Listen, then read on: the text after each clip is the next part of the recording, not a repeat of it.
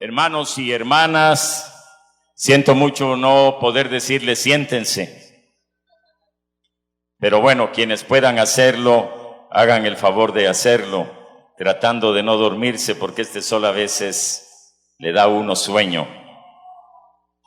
Hemos escuchado 3 lecturas y la primera lectura estaba tomada del profeta Isaías y es el texto que nuestro Señor Jesucristo proclamó en la sinagoga de su propia tierra, en Nazaret. El final no fue un final así espectacular, apoteósico, como el que estamos viendo ahora con tanta gente reunida. El final fue que lo trataron de despeñar aquellos a los cuales no les gustó para nada lo que el Señor Jesús había dicho. El texto que escuchamos, entonces, ratificado por la misma palabra de Jesús, que dijo, hoy se cumple esta escritura, nos hace entender cuál fue la misión de Jesús. Y nos ayuda a entender que nuestro Señor Jesucristo es el Mesías, el ungido por Dios. Y esto a mí me lleva a invitarlos a ustedes, hermanos y hermanas, a recordar que todos los que estamos aquí bautizados somos también ungidos. Hemos sido ungidos en el día de nuestro bautismo. Una doble unción se hace cuando se celebra el bautismo. La primera, para pedirle al Señor que nos dé fuerza para combatir el combate de la vida cristiana, que siempre es un combate a favor del amor, de la justicia, de la verdad, de la libertad. Y esa invitación se reafirma con la unción que se hace en el pecho del que va a ser bautizado. Pero luego tenemos también la unción con el Santo Crisma, y es esa unción a la cual hace referencia lo que yo acabo de decirles, que ustedes y yo, por ser bautizados, participamos del mesianismo de Cristo Jesús. Por lo tanto, cuando se habla de lo que vino a ser el Mesías, Jesús el Señor, nadie puede decir, eso es responsabilidad de los que han sido ordenados sacerdotes, de los que han sido ordenados obispos. No, es la responsabilidad de todos y todas. Y por eso, qué bueno sería que ustedes se pusieran a pensar de esas acciones que el profeta Isaías nos recuerda, debería de ser como una urgencia en su vida personal. ¿Será la urgencia de anunciar la buena noticia a la gente empobrecida en el alma, empobrecida materialmente? ¿O será tal vez curar a los tristes, a los que tienen tantas heridas en su corazón por experiencias de vidas tristes que los han marcado, y darles esperanza y darles alegría y darles entusiasmo para que esas heridas puedan sanar? ¿O será tal vez vivir con esa atención de aquellos que han perdido su libertad en un doble sentido?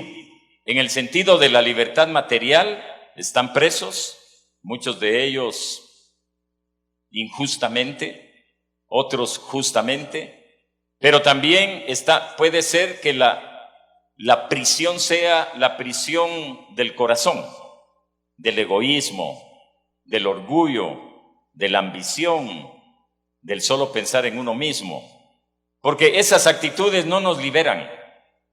Ustedes saben que cuando en la iglesia hemos hablado siempre de cumplir esa misión mesiánica de liberar, no podemos olvidar que tiene un doble sentido.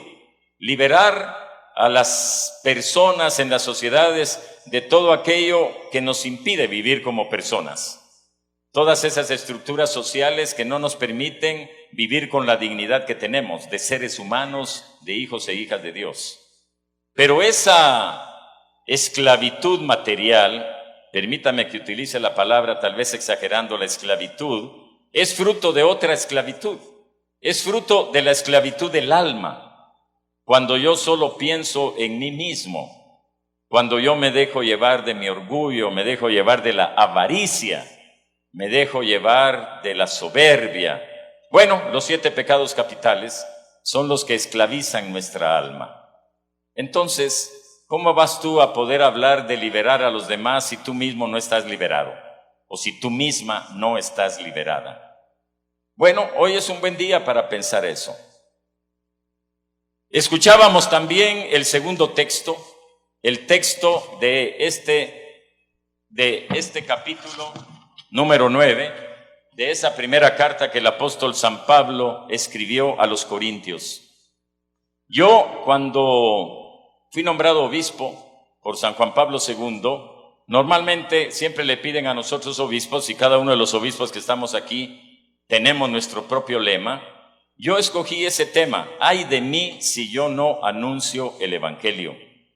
Y cuando un obispo toma ese tema, esas palabras, las toma para que orienten su vida episcopal y para que en realidad, en este sentido, el anuncio del evangelio, en el caso mío, perdonen que hable de mí, pero fue ese el lema que yo escogí, me empuja, me anima, de verdad me motiva para encontrarle un sentido a mi vida como cristiano que participo del mesianismo de Jesús como ustedes, de mi condición sacerdotal, y aquí están los hermanos sacerdotes de la diócesis, y de mi condición de obispo. Y cuidado, porque ser cardenal no quiere decir echar a un lado esas opciones, al contrario, significa reafirmarlas, significa de verdad vivirlas con más intensidad, por las ventanas de oportunidad que se me ofrecen en esta nueva misión que el Señor me ha dado a través del Papa Francisco. Pero, ¿cómo voy yo a anunciar el evangelio si yo no busco vivirlo? Y ustedes también, hermanos sacerdotes, ¿cómo vamos juntos en esta diócesis, o los que no son de la diócesis, o los hermanos diáconos que están aquí? ¿Cómo vamos a anunciar el evangelio, que es la misión fundamental, la identidad de la iglesia, lo que hace ser iglesia, si no lo vivimos? Es un reto tremendo en este país, porque en este país hay contrastes grandísimos de lo que el evangelio nos pide vivir con el modo como tenemos organizada la sociedad, del modo como vivimos nuestras relaciones comunitarias y personales, y del modo también como entendemos el sentido de la vida. Porque el sentido de la vida desde el evangelio de nuestro Señor Jesucristo no es el dinero. El sentido de la vida tampoco es el poder, sea el poder de las armas, y aquí en las fronteras tenemos esos problemas, en otros lugares. No es el poder tampoco de los placeres desordenados, narcotráfico, prostíbulos, que aumentan ahora, ¿no? Hablábamos de eso con los obispos, ¿no? Que ellos mismos decían, sí, aquí también está pasando lo mismo que en nuestras diócesis, ¿no? Una multiplicación de los autoteles, que al final no es sino una denigración de la dignidad de la mujer y de la dignidad del hombre. Pero bueno, ese es otro tema. El tema es que en esta sociedad guatemalteca tenemos que plantearnos, en primer lugar, nosotros los obispos, y créanme que lo tratamos de hacer, y en segundo lugar, los hermanos sacerdotes y diáconos, y lo tratamos de hacer, y las hermanas religiosas y los hermanos religiosos, vivir el evangelio para anunciarlo con coherencia, sabiendo que nuestra recompensa no va a ser la fama en este lugar, en esta tierra, quiero decir, que la fama, el prestigio, no va a ser aquí en esta tierra, sino que, como el apóstol Pablo dice en la segunda lectura, ¿en qué consiste mi recompensa? Dice Pablo, pues consiste en predicar el evangelio gratis, pero también consiste en que me he convertido en esclavo de todos para ganarlos a todos. Con los débiles me hice débil para ganar a los débiles. Y todo lo hago por el evangelio. Y termino cuando en el evangelio de hoy Jesús nos recuerda, en primer lugar a nosotros obispos, a los hermanos sacerdotes, a los diáconos que se preparan para ser sacerdotes, la palabra: yo soy el buen pastor, y el buen pastor da la vida por sus ovejas.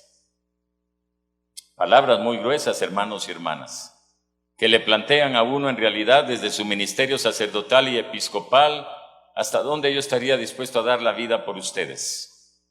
Claro, uno puede pensar, dar la vida sí, en el día a día, claro, en el día a día, cuando tal vez, y los hermanos sacerdotes aquí lo pueden decir, regresan cansados y al regresar cansados a la casa parroquial, ahí hay personas que necesitan hablar con ellos y vengo cansado, mejor regrese mañana. No, atiéndelos ahora porque diste el compromiso de dar la vida por ellos. Estoy poniendo un ejemplo muy sencillo, ¿no? Pero hay asuntos todavía mucho más complicados en los cuales se pone a prueba qué clase de pastores somos. ¿Qué clase de pastores somos? Comenzando por mí mismo. Esa pregunta uno no puede dejar de hacérsela cada día. No puede.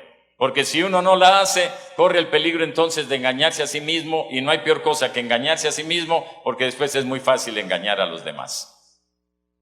Pero termino cuando aquí Jesús dice, tengo otras ovejas que no son de este redil, y es necesario que las traiga también a ellas. Escucharán mi voz y habrá un solo rebaño y un solo pastor.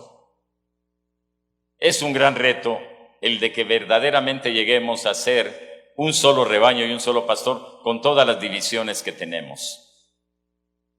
Son muchas, y aún dentro de nuestras mismas comunidades. Pero aún fuera de nuestra comunidad, si consideramos el espectro religioso de Guatemala, ¿cuántas divisiones no tenemos en este país? Y todos nos consideramos creyentes en Cristo Jesús. Esa es la gran pregunta que yo me hago. Si todos creemos en el mismo Señor Jesús, ¿por qué nos tiramos piedras unos a otros? Bueno, será una respuesta que espero encontrarla ya en el cielo, cuando estemos allá todos, no solamente yo, ¿no? Estemos todos. Y quiero terminar, porque le había pedido al padre Alberto si me puede dar el texto de la carta que el Papa me envió, que se las quiero yo comentar a ustedes. Le pedí ese texto, sí, porque quiero que ustedes lo sepan, porque esa carta va dirigida a mí, e indudablemente es una carta en la que el Papa me compromete, pero ese compromiso yo lo quiero hoy reafirmar delante de ustedes, para que entonces no sea solamente lo que yo veo que el Papa me pide al haberme nombrado cardenal, sino que también ustedes sean testigos de lo que esto significa e implica. Pero para algo, en eso yo sí soy interesado. Quiero que lo sepan para que ustedes me ayuden a vivirlo, para que ustedes me ayuden a vivirlo, porque si ustedes no me ayudan a vivirlo, me va a costar muchísimo más que si yo cuento solamente con mis propias fuerzas. El poder de la oración, hermanos y hermanas, es grande, y el poder de la oración que hacemos unos por otros es tremendamente potente. Y por eso, la mejor oración es así, ahí, ahora, cuando estamos aquí, celebrando la Eucaristía. Cuando yo les hablaba hace unos momentos, y voy a dar un poquito de tiempo porque parece que la carta la dejaron allá, porque si no, pues la leemos al final.